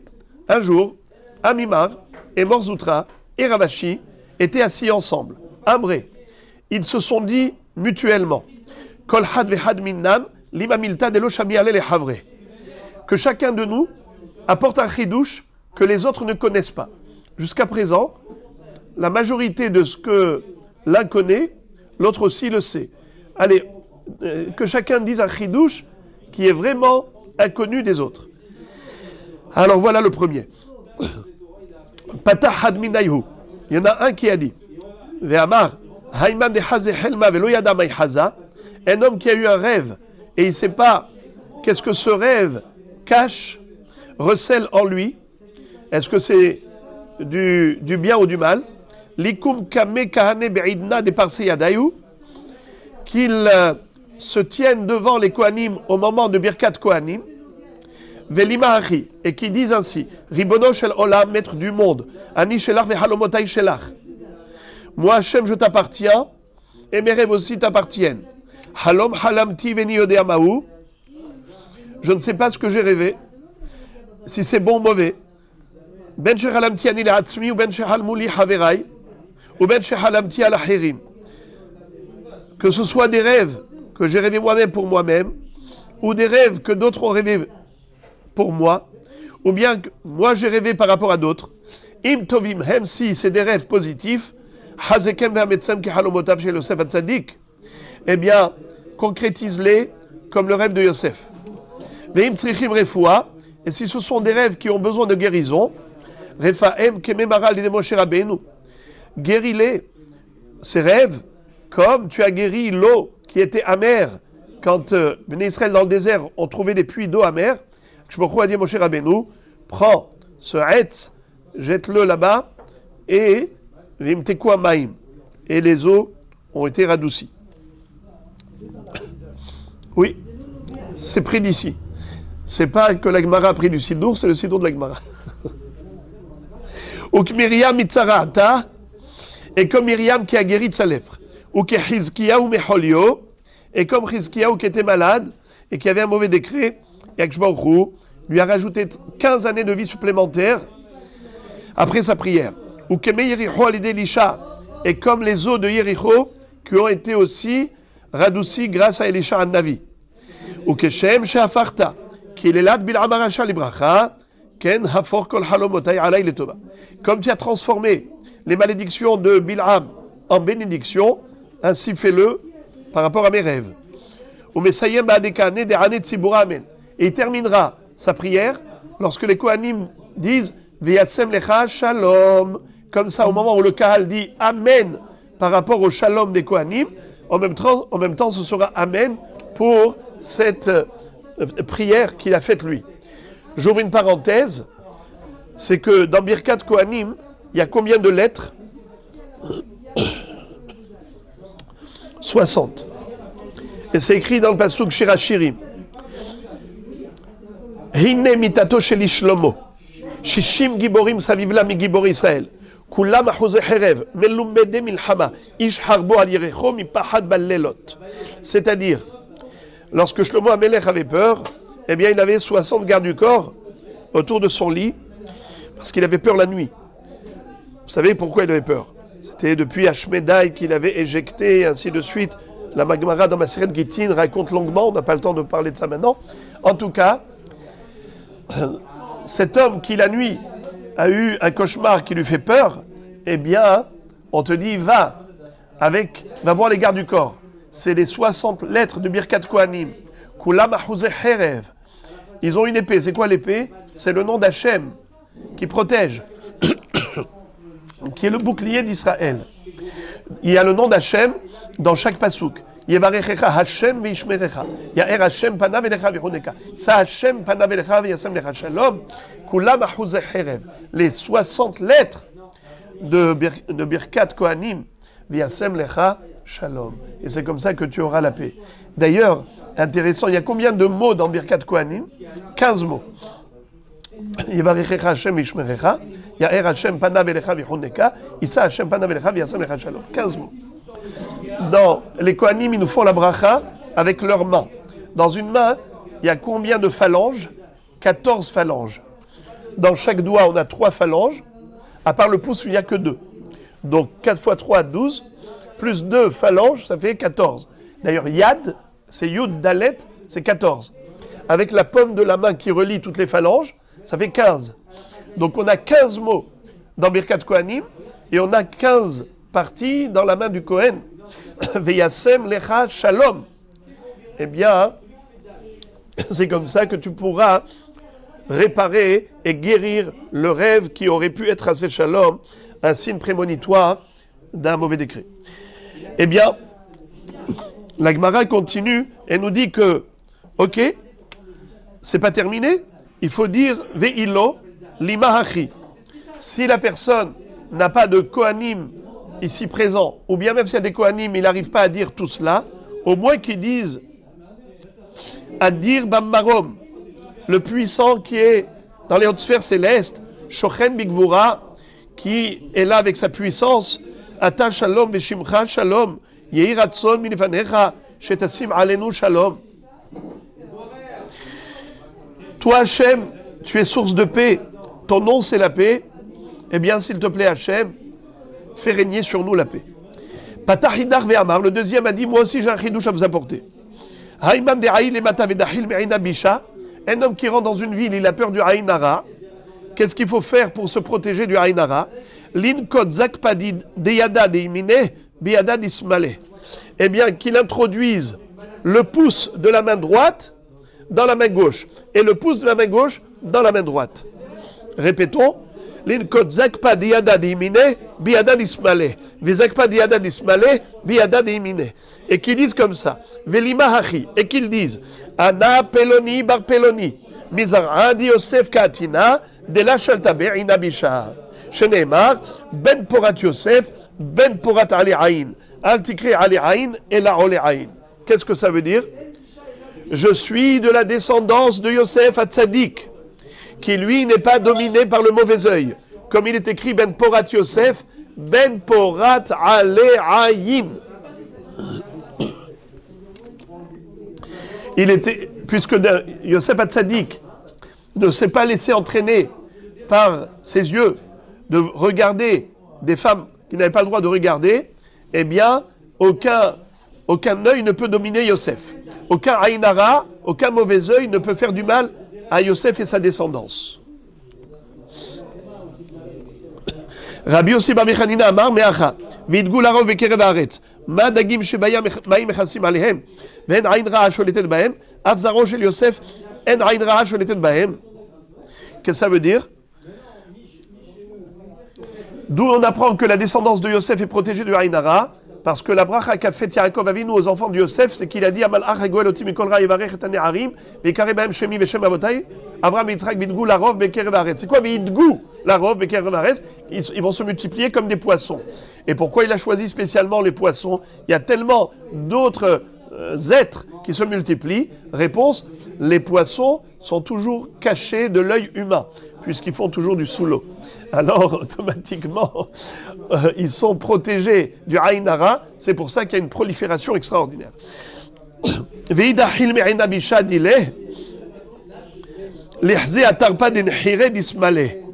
Et si il a peur de son Haïnara, eh bien, il faut qu'il regarde le côté gauche de ses narines. C'est-à-dire, quelqu'un qui... Vous arrivez à regarder l'extrémité gauche de la narine. C'est-à-dire, regarder le côté gauche de la narine, c'est une ségoula contre le Haïnara. Patahidar Ve'amar. Troisième qui a dit, voilà moi aussi j'ai un chidouche à vous apporter. Haïman de Halish, celui qui est tombé malade, Yoma Kama, l'olégalé, le premier jour, faut pas le dire aux gens. Qui rit de l'olitra mazzalé, pour pas que son mazzal ne soit hasvé shalom totalement déstabilisé. Mikan Vaïlar, l'égalé. Mais le deuxième jour, s'il est encore malade, il faut justement qu'il le publie, qu'il demande aux gens de prier pour lui. Qui a Aderava, qui a Halish, Yoma Kama l'omégalé. Quand il était malade, premier jour, il n'est pas mégalé. Mais Kan Vailach, Amar les Shamae, Pouk Achriz. Après ça, Mikan Vailach, il disait à son Shamash, vas-y, publiez, Rava Halash, dit aux gens, Rava est tombé malade. Madderahimle, Liv'ei alay rahame. Celui qui m'aime, qui a de la sympathie pour moi, qu'il prie pour moi, que je guérisse. Omad de Sanile, Saneli, Lehdeli. Et que ceux qui ne m'aiment pas, que si ceux qui me prennent en antipathie, eh bien, qu'ils se réjouissent. Qu'ils se réjouissent. Et comme ça, je vais guérir. Pourquoi? Dirtiv, bin poloivecha al tismah, ou bekoshlo al yagel libecha, penir e Hashem, verarbe enav, veshiv me'alav apo. C'est-à-dire, il y a un passou qui dit, bin pol oivcha al tismah. Lorsque ton ennemi tombe, faut pas te réjouir. Quand il trébuche, faut pas avoir un sentiment de joie. Car Hachem va voir ça, ça ne va pas lui plaire, eh bien, il va extirper de lui sa colère. C'est-à-dire que Baruch Hu va retirer la colère qu'il avait contre cet homme, et cet homme, justement, va guérir. Alors il disait, Rava, si j'ai des amis qui prient pour moi, si j'ai des ennemis qui se réjouissent, grâce à eux, je vais guérir. Encore, Shmuel, qui avait hasé Helma Bisha, Amar va halomot hashav yedaberu. Shmuel, lorsqu'il avait des cauchemars, il disait, les halomot, shav yedaberu. C'est un pasouk. Va halomot hashav yedaberu. Les rêves ne disent que des choses vaines et futilités. Parce qu'en disant ça, il allait justement annuler le mauvais rêve. Qui avait hasé Helma tava, quand il avait un beau rêve, Amar vechi halomot hashav yedaberu. Ve'aktiv b'halom adaberbo. Parce que c'est écrit halomot avec un he. Alors on peut dire, hashav. Halomot hashav yedaberu. Hashav, c'est soit l'article défini, shav, soit hashav. Est-ce que halomot hashav yedaberu, dans la forme interrogative, c'est sûr que le rêve, ça a un sens. C'est un message prophétique. Il voulait que ça se réalise. Donc il disait, halom adaberbo, justement Dieu par le prophète, par le halom. Rava a posé une contradiction entre deux psukim. Ktiv halom adaberbo, ou ktiv halomot hashav yedaberu. Il y a un pasuk qui dit que le rêve, c'est un message prophétique. Et il y a un pasuk qui dit que le rêve, c'est des futilités. Comment comprendre la contradiction? La kashia, kan alide malach, kan alide shed. Si c'est un ange qui est envoyé pour t'apparaître dans le rêve, c'est-à-dire si c'est l'ange qui a généré ce rêve, alors c'est Emet. C'est une prophétie. Si c'est un shed, un démon qui a généré ce rêve, alors c'est du sheker, c'est des shtuyot.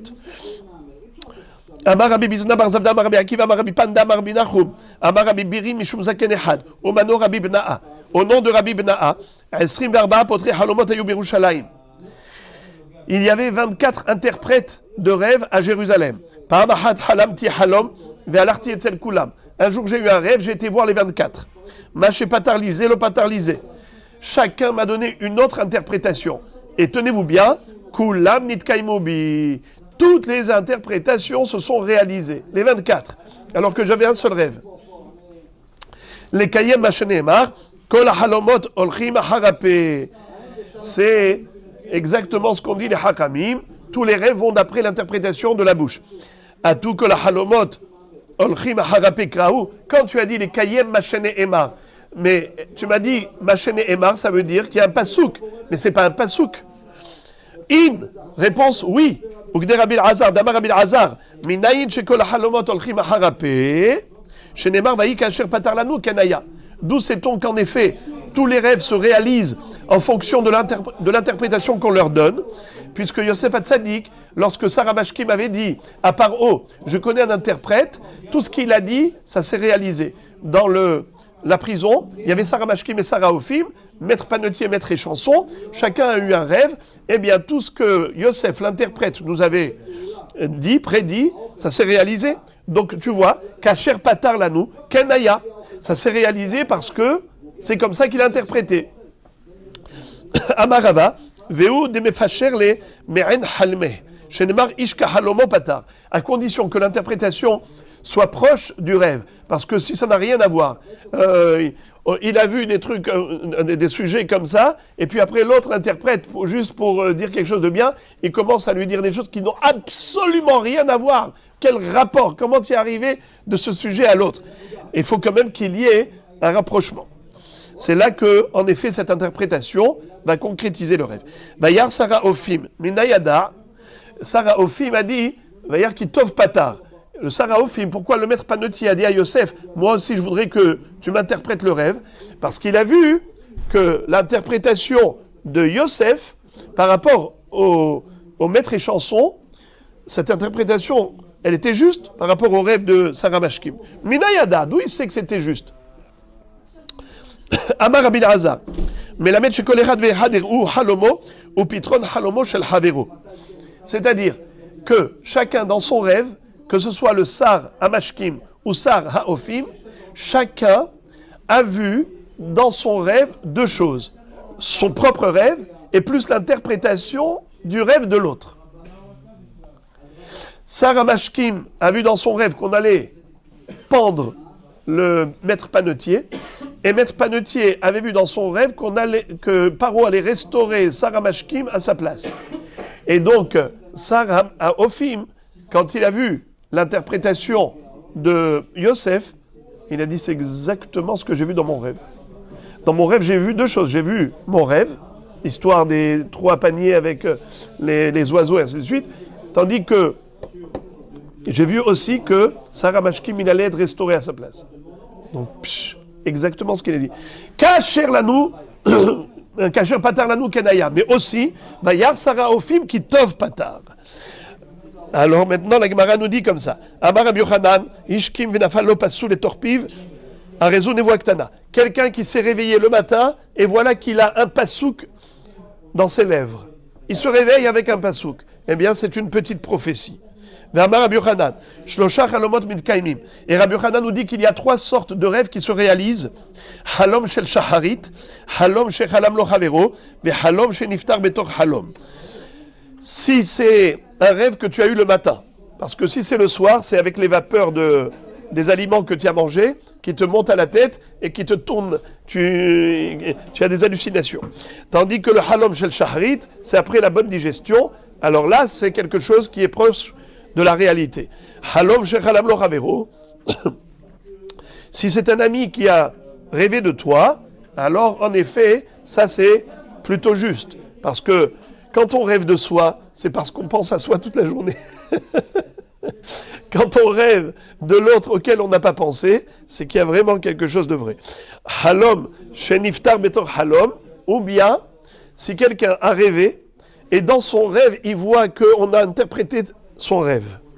Il voit son propre rêve et l'interprétation de son propre rêve dans le rêve. Eh bien, ça, c'est un rêve qui va se réaliser. V'yesh omrim, af halom shenishna. Ou bien quelqu'un qui est arrivé deux fois, c'est comme Paro, Vaikatz Paro, il est arrivé une deuxième fois et Yosef Hatzadik lui a dit, tu veux savoir pourquoi tu es arrivé deux fois? Le rêve des vaches et le rêve des gerbes de blé, c'est parce que ça va se réaliser. Eh bien, Amar Rabbi Shmuel bar Nachmani, Amar Rabbi Natan, En mar imlo, la Adam et la Merouré libo. Sheneemar, Ant Malka, Rayonach al Mishkavar Saliku. Un homme, quand il rêve la nuit, c'est qu'il a pensé en journée à ces choses-là. Et donc le subconscient se révèle au travers des rêves.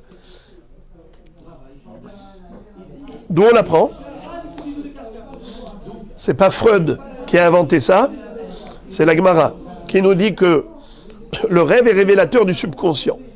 En Adam roe bahalomo elami roure libo. Et on l'apprend de Daniel, qui a dit à Nabucodonosor, Nebuchadnezzar, il lui a dit, Ant Marka, toi, le roi, Rayonach al Mishkavar Saliku. Tes pensées de la journée sont montées sur ton lit la nuit. Vibaitima mehacha, verayone, levavecha tinda. Ou bien encore un autre passouk de Daniel, qui a dit à Nebuchadnezzar, c'est les pensées de ton cœur que tu as réalisé, que tu as rêvé. Amar Rava, Teda, Rava dit, Tu veux la preuve? Des lo mahvoul et les inish, l'odikla de dahava, velopila de haïl, bekupa de mahata. Un homme ne voit pas dans son rêve ni des palmiers d'or. On voit des palmes d'or, mais pas des palmiers d'or. C'est-à-dire que on a déjà. Est-ce que quelqu'un a déjà vu des palmiers? Non, tu vois des palmiers, tu vois des vrais palmiers. On n'a jamais vu des palmiers en or. Ou bien, Pila, un éléphant qui a réussi à traverser le chat de l'aiguille. Pila, Bekoufa de Marta. Est-ce que quelqu'un a déjà rêvé d'une chose pareille? Évidemment que non. Donc ça veut dire que quoi? Que les rêves sont proches de la réalité. Dans le sens où tu penses à des choses en journée, et puis après ça prend une proportion la nuit. Mais ça a quelque chose qui est en rapport avec la réalité de la vie, et pas des choses qui sont impossibles. Boukhim Tihou.